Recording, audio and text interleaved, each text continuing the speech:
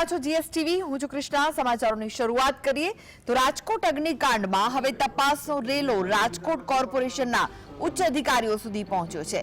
Rajkot chief fire officer ખેરને તપાસ માટે CID ક્રાઇમનું સમન્સ મળી ગયું છે। ગઈકાલે રાજકોટ મહાનગરપાલિકાના ટાઉન પ્લાનિંગ અધિકારી સાગઠિયાને ડેપ્યુટી ફાયર ઓફિસર ઠેબાની પૂછપરછ થઈ હતી, ત્યારે આજે સીઆઈડી ક્રાઇમ બ્રાન્ચ ફાયર ઓફિસરને તેડું આવ્યાની માહિતી પ્રાપ્ત થઈ છે। રાજકોટ ચીફ ફાયર ઓફિસરને તપાસ માટે ગાંધીનગર હાજર થવા જણાવવામાં આવ્યું છે।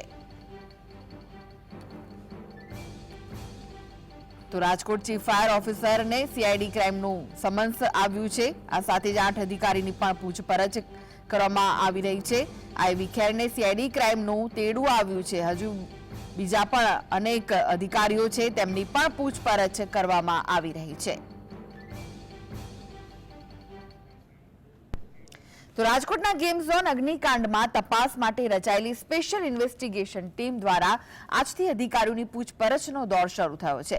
વર્ષ 2021માં બનેલા ટીઆરપી ગેમ ઝોનમાં સર્જાયેલા અગ્નિકાંડની ઘટના બાદ આ ગેમ ઝોનને અપાયેલી મંજૂરી સહિતની શરૂઆતથી તપાસ માટે સીટે કવાયત કરી છે અને આથી રાજકોટમાં જૂન 2021થી નિમાયેલા પોલીસ કમિશનર, કલેક્ટર અને મ્યુનિસિપલ કોર્પોરેશન કક્ષાના આઈએએસ અને આઈપીએસ અધિકારીઓની તબક્કાવાર પૂછપરછ કરાશે।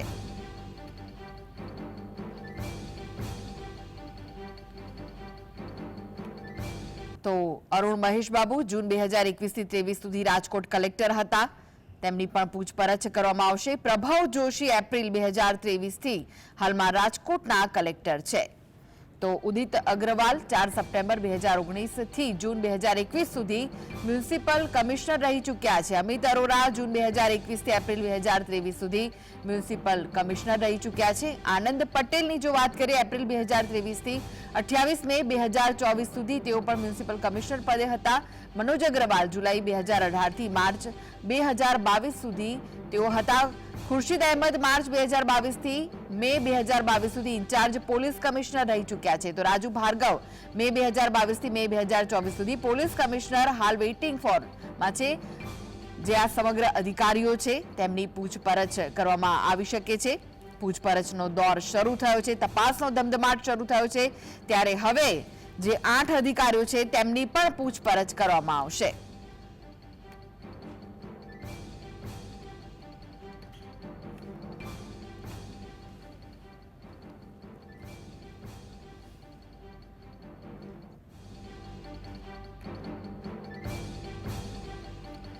તો આ વિશે વધુ માહિતી માટે જોડાઈ ગયા છે સંવાદદાતા ધવલ। ધવલ, જે પૂછપરછ છે, તપાસનો ધમધમાટ શરૂ થયો છે ને જે રાજકોટમાં જૂન 2021થી નિમાયેલા પોલીસ કમિશનર હોય, કલેક્ટર હોય કે પછી મ્યુનિસિપલ કોર્પોરેશન કક્ષાના આઈએએસ અને આઈપીએસ અધિકારી હોય, તબક્કાવાર પૂછપરછ કરવામાં આવવાની છે, શું વિગતો મળી રહી છે?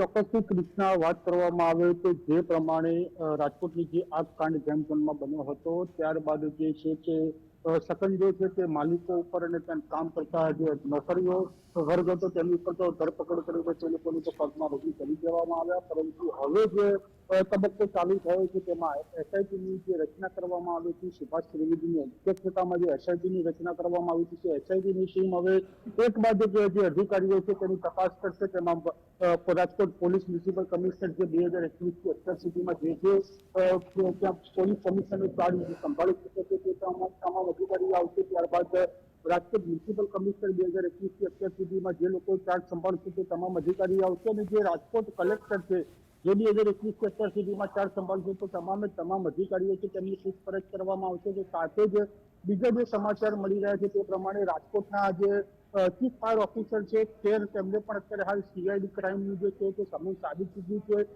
સવારે 10 વાગે તેમને સીઆઈડી ક્રાઇમની ઓફિસે હાજર થવાનું ફરમાન છે તે કરી દેવામાં આવ્યું છે। એટલે કે ગઈકાલે જે મહાનગરપાલિકાના ટીપી ઓફિસર હતા, ટાઉન પ્લાનિંગ ઓફિસર, તેમની પણ પૂછપરછ છે તે કરવામાં આવી હતી। જે સાગઠિયા છે તેમની પૂછપરછ પણ થઈ હતી અને અત્યારે હાલ જે ઓફિસરો છે તેને સીઆઈડી ક્રાઇમનું તેડું મળ્યું છે એટલે સીઆઈડી ક્રાઇમની ઓફિસે પણ 10 વાગે તેઓ પહોંચશે ને ત્યાં સીઆઈડી ક્રાઇમના જે અધિકારીઓ છે તે પણ તેમની પૂછપરછ કરશે। એટલે બીજી વાત કરવામાં આવે તો જે છેલ્લા 4 વર્ષમાં જો 8 જેટલા અધિકારીઓ છે કે રાજકોટની અંદર જે પોતાની જે સત્તા હતી, જે પોતાની નોકરી હતી, જે ત્યાં કરી ચૂક્યા છે તેની વાત કરવામાં આવે તો જૂન 2021થી એપ્રિલ 2023 સુધી રાજકોટના કલેક્ટર તરીકે અરુણ મહેશ બાબુ હતા અને ત્યારબાદ 24 જૂન 2023 થી અત્યારે હાલ જે પ્રમાણે વાત કરવામાં આવે તો પ્રભાવ જોશી જે છે તે રાજકોટના કલેક્ટરનો ચાર્જ સંભાળી રહ્યા છે, તેમની પણ પૂછપરછ કરવામાં આવશે. તો સાથે જ ઉદિત અગ્રવાલ જેઓ જે મ્યુનિસિપલ કમિશનર રહી ચૂક્યા છે રાજકોટના 4 સપ્ટેમ્બર 2019 થી 2021 સુધી, તેમની પણ પૂછપરછ થશે. તો અમિત અરોરા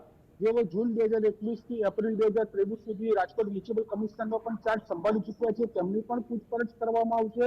તો બીજી વાત કરવામાં આવે તો આનંદ પટેલ 2023 થી લઈને 28 મે 2024, એટલે કે જે આગ કાંડ બન્યો ત્યારે તેમની રાજીનામું નહીં પરંતુ તેમને બદલી કરવામાં આવી છે, એટલે તેમની પણ પૂછપરછ કરવામાં આવશે. એટલે આનંદ પટેલની પણ પૂછપરછ થશે. તો સાથે જ પોલીસ કમિશનરની વાત કરવામાં આવે તો જે મનોજ અગ્રવાલ છે તેઓ પણ ઘણા ચર્ચામાં રહ્યા હતા રાજકોટ કમિશનર તરીકે. તો તોડકાંડમાં પણ આવ્યા હતા કે મનોજ અગ્રવાલ જે 14 જુલાઈ 2018 થી માર્ચ 2022 સુધી તે રાજકોટના કમિશનર તરીકેનો ચાર્જ હતો, એટલે તેમની પણ પૂછપરછ થશે. તો સાથે ખુરશીદ અહેમદ પણ રાજકોટના કમિશનર રહી ચૂક્યા છે, તેમની પણ પૂછપરછ કરવામાં આવશે. અને રાજુ ભાર્ગવ જે તાત્કાલિક અસરથી તેમને રિઝર્વ લીઝમાં મૂકવામાં આવે છે બદલી કરીને, તે પોલીસ કમિશનર રાજકોટના હતા. જ્યારે આ ઘટના બની તે સમયે રાજુ ભાર્ગવ પોલીસ કમિશનર હતા, તેમની પણ જે પૂછપરછ છે તે એસઆઈટીની ટીમ દ્વારા કરવામાં આવશે. પરંતુ પૂછપરછનો જે ધમધમાટ છે તે અત્યારે ચાલુ થઈ ચૂક્યો છે. કેટલા અધિકારીઓનો આની અંદર ભોગ લેવાય છે તે જોવાનું રહ્યું, કારણ કે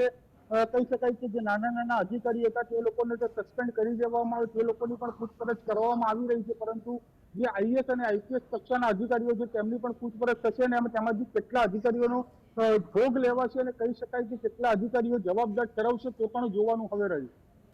જી જી, આભાર ધવલ.